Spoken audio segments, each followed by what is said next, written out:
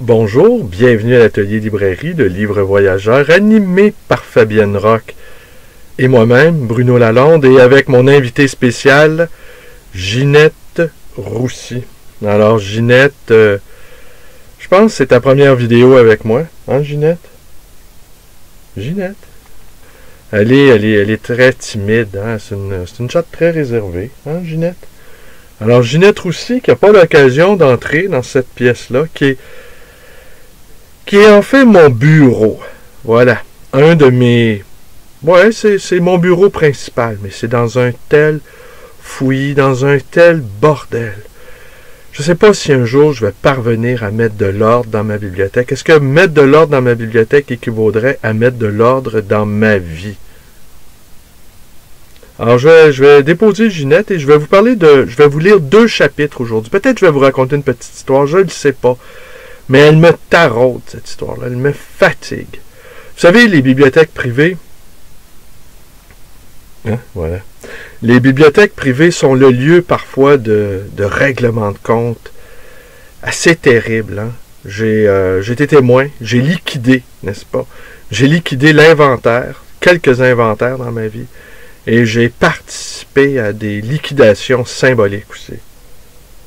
Parfois aussi, elles sont l'objet d'un attachement quasi morbide. Vous ai-je raconté qu'il y a plusieurs années, quand 2010 peut-être, donc presque 10 ans, je m'étais porté acquéreur d'une bibliothèque qui avait été conservée dans un espace, dans un sous-sol, et que ces livres-là, personne ne les avait touchés depuis 1950. Alors, près de 60 ans. Ils étaient couverts d'une poussière noire. Ils étaient enchevêtrés dans des toiles d'araignées où s'y trouvaient des insectes momifiés. Et j'avais l'impression à la fois d'une plongée dans le monde d'Hadès, dans le monde des ombres, et à la fois de faire des découvertes archéologiques. Et quelques-uns de ces livres-là étaient somme toute assez rares. Et alors donc j'avais été épaté. J'avais jamais vu ça. Ça avait été conservé en l'état. 60 ans. Je pense que c'était la petite fille du propriétaire de ces livres-là. Je les ai pratiquement tous vendus. Alors voilà. Alors maintenant, je vais vous lire deux courts chapitres tirés de ceci. Histoire d'en lire de Michael Andelzat. J'espère que je le prononce correctement. Michael Andelzat. Et c'est traduit de l'hébreu.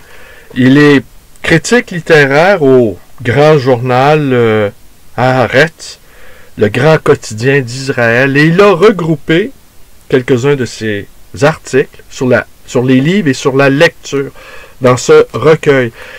Et ce livre-là a connu beaucoup de succès en Israël, et pour cause. Mais pour un amateur de littérature française, c'est un pur plaisir, parce que Andelzat est un amoureux de la littérature française. Alors les références, au corpus français, sont innombrables et sont source de réjouissance. Mais les 2 chapitres que je vais vous lire, c'est consacré à George Steiner et à Mike Tyson. Alors je vais commencer par Tyson. On va rigoler un peu. Le livre et le point. Le supplément littéraire du Times demande, dans son numéro du 18 février, si la lecture de bons livres rend les gens meilleurs.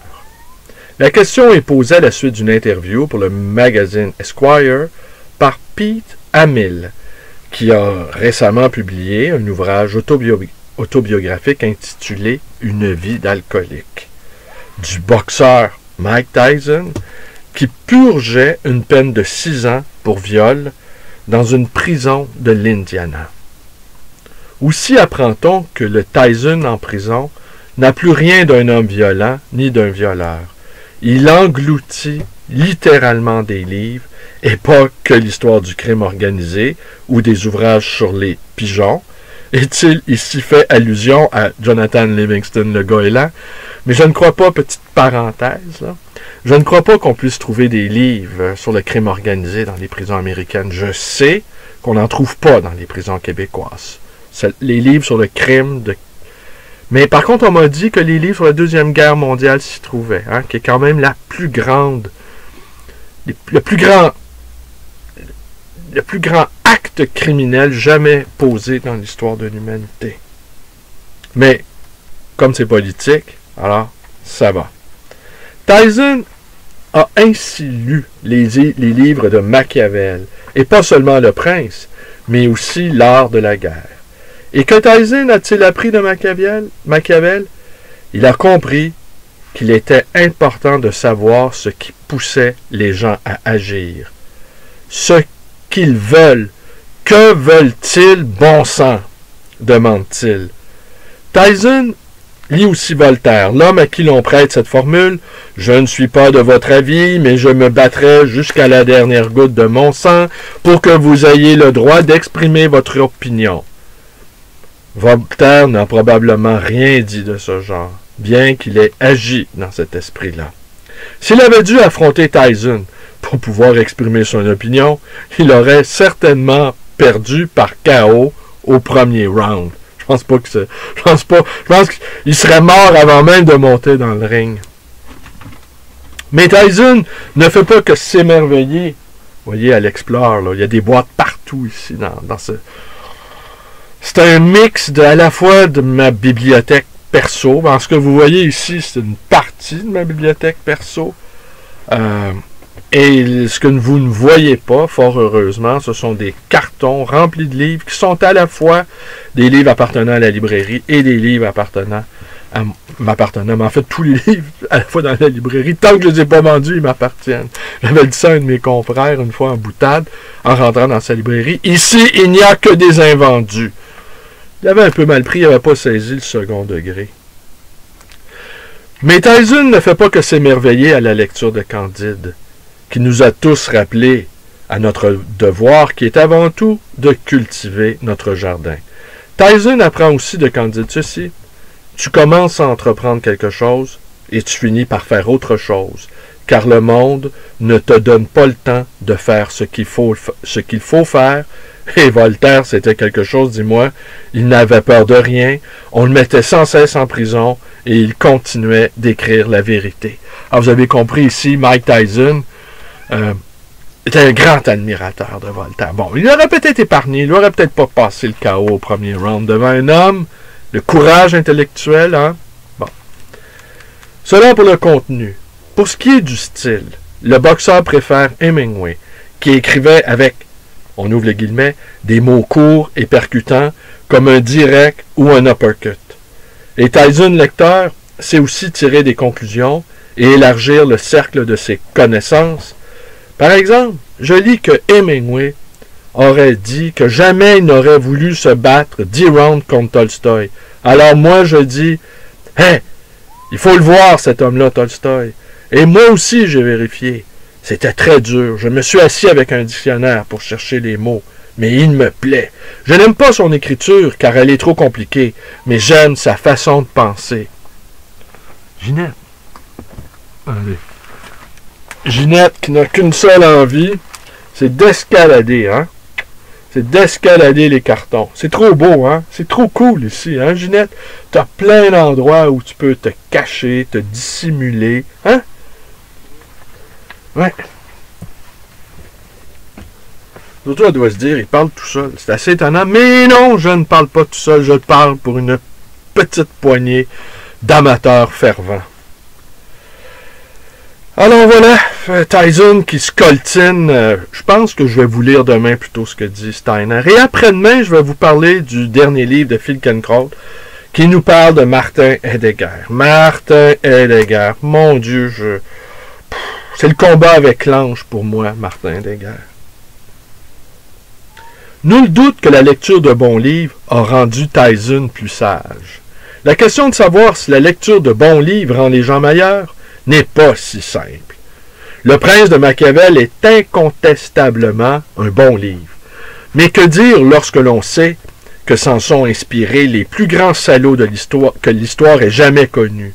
Et si les bons livres rendent en effet les gens meilleurs, la lecture des mauvais, non pas mal écrits, mais disons critiquables sur le plan moral, rend-elle les gens plus mauvais? Mais d'un point de vue général, qui et sur quels critères détermine quels sont les bons livres et les mauvais livres? Dans le cul de la grenouille de Tibor Fischer, pressenti pour le Booker Prize, un des personnages propose à un autre de lire que des grands livres et de ne pas perdre de temps avec seulement de bons livres, car la vie est trop courte. Mais qui décide alors ce qu'est un grand livre? Le temps, assurément, qui est le meilleur et le plus intraitable des critiques. Il est possible, bien sûr, de procéder à une compétition sur le titre du bon livre au cours d'un combat, en 10 rounds entre supporters opposés, dans le style de qui perd gagne. Dans le cas présent, avec la certitude que l'on peut, par la littérature, se bonifier, je ne saurais vous conseiller de monter sur un ring face à Mike Tyson, même si vous êtes certain que le livre que vous défendez est meilleur que le sien, quand bien même aurait-il choisi Tolstoï, Voltaire ou Machiavel. Mais en tout état de cause, si l'on me cherche, je suis dans la salle de musculation. Bon, je vous raconterai une autre fois mon histoire de bibliothèque d'achat raté, mais qui en fait est dans cette bibliothèque-là que j'ai visitée il y a quelques semaines, se rejoue la guerre contre Caïn et Abel. Et j'ai été témoin de ça, et je suis pas juste témoin de ça, je suis partie prenante de Caïn qui retourne sur la scène du crime. Et la scène du crime, c'est quoi? C'est des rayons, des milliers, des dizaines de milliers de livres tapissés dans des multiples pièces, dans une maison qui est sur le point de s'effondrer. Et il y a des otages dans cette histoire-là. Il y a des otages. Une veuve est en otage, le fils unique d'Abel est en otage, et c'est un ancien libraire qui a fait main basse sur toute la famille et qui se venge ainsi de son frère, qu'il a baptisé avec ironie le saint. Alors ça, pour vous dire, si quand quelqu'un vous traite de saint, dites-vous bien qu'il n'en pense rien. Alors, concernant, je regarde, ouais, j'ouvre dans 7 minutes. Alors, concernant, parfois on m'invite, pourquoi je ne suis jamais devenu critique littéraire? Parce que j'ai un tempérament trop sanguin. Je suis quelqu'un d'hyper fébrile, hyper nerveux, je dirais même. Malgré mon air affable, se cache un être qui peut être d'une assez grande violence. La violence du désir. Et ce que j'ai découvert, et j'ai découvert ça assez tôt dans ma vie de lecteur, c'est que les livres qui ne me conviennent pas, qui ne conviennent pas à ma complexion psychique de lecteur, ont l'art de me mettre de mauvais poils. Et là, tout à coup, je peux devenir, je lis une page ou deux, et je peux devenir féroce. Et là, tout à coup, mon esprit se met à devenir, mon esprit se met à trépigner, se met à faire des flamèches, à envoyer des flèches. Il se met en mouvement à partir d'un simple ouvrage qui me déplaît. Et là, je me mets à avoir de l'esprit qui frappe. Et là, je suis certain que certains auteurs, que je ne nommerai pas, des contemporains, si leur livre avait tombé entre mes mains, ils pourraient avoir devant eux un Mike Tyson de la lecture, une espèce de... Je pense que je passerais le chaos au livre.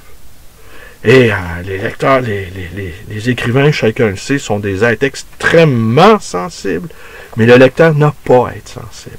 Le lecteur, et cette affaire-là aussi, du pédagogisme, hein, parce que on en rencontre-tu dans notre vie des professeurs de morale, hein, qui, eux, veulent nous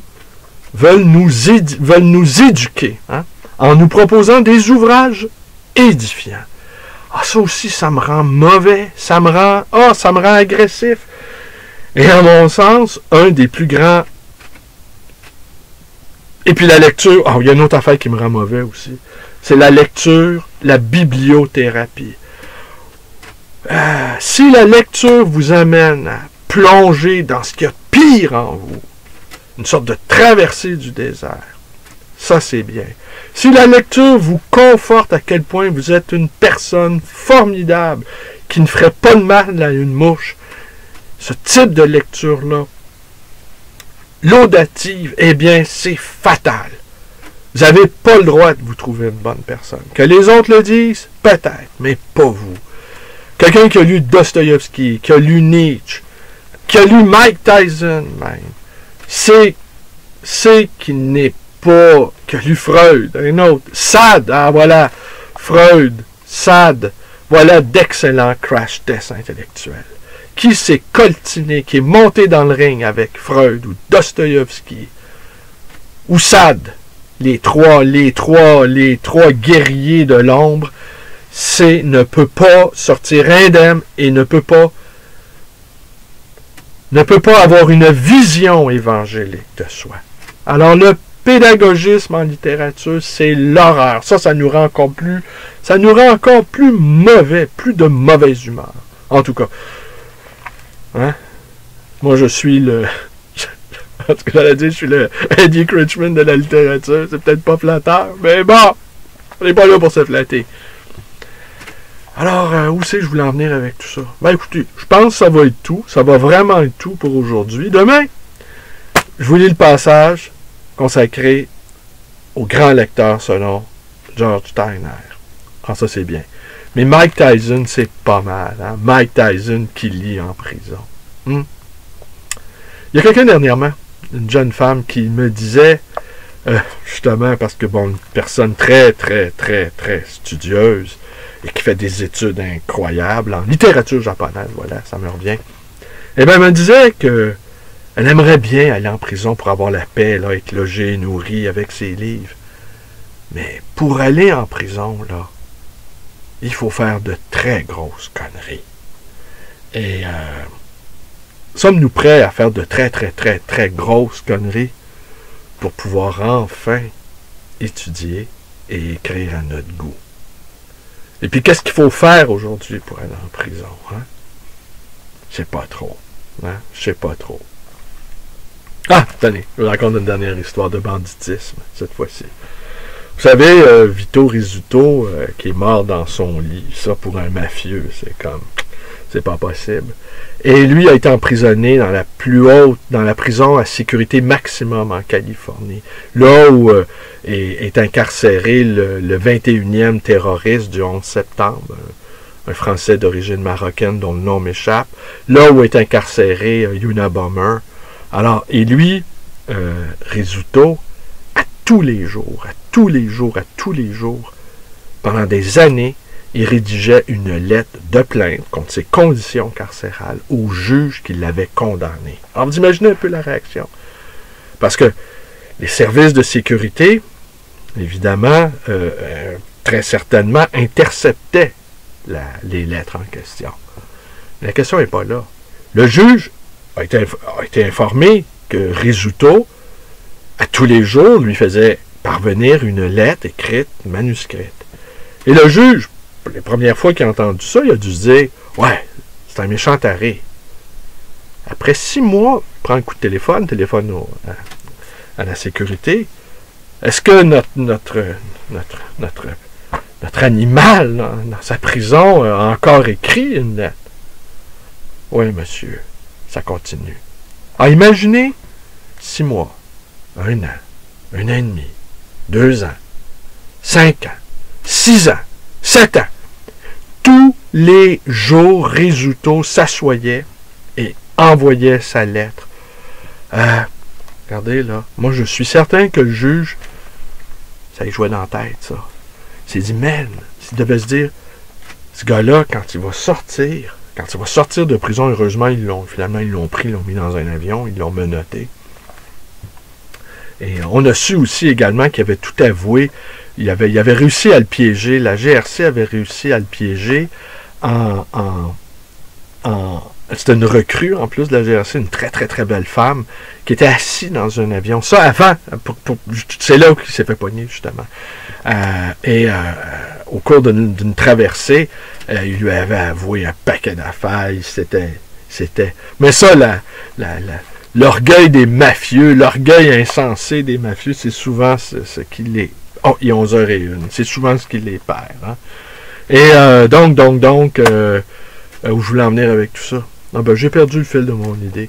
Mais, comme quoi, non, la littérature n'est pas là pour nous rendre meilleurs. La littérature est peut-être là pour nous révéler ce qu'il y a de pire en nous.